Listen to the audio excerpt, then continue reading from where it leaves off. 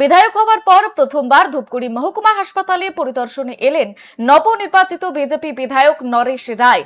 শনিবার হাসপাতালটি ঘুরে দেখার পাশাপাশি সহকারী মুখ্য স্বাস্থ্য আধিকারিক মিজান আহমেদ এবং ব্লক স্বাস্থ্য আধিকারিক অঙ্কুর চক্রবর্তীকে সঙ্গে নিয়ে রোগী এবং তাদের পরিজনদের সঙ্গে কথা বলেন তিনি।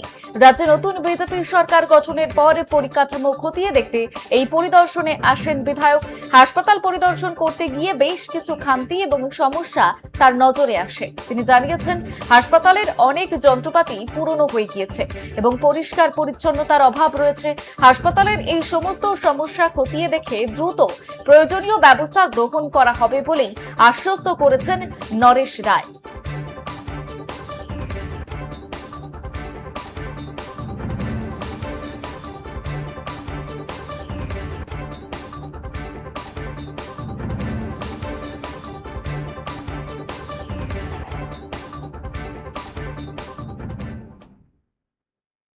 হ্যাঁ, হাসপাতাল বটে 2-3 জন এখানে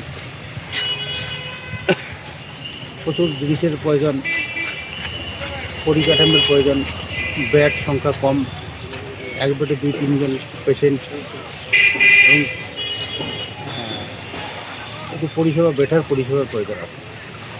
আচ্ছা, কি কি বিষয় মূলত আপনার নজরে এলো যে পরিবর্তন করা দরকার? দেখেন, মূলত তো এখানকার পরিকাঠামোর প্রয়োজন আছে, আমরা পরিকাঠামো এবং ডাক্তারের প্রয়োজন আছে। আর এখানকার যে স্বচ্ছতা সেগুলো প্রয়োজন আছে।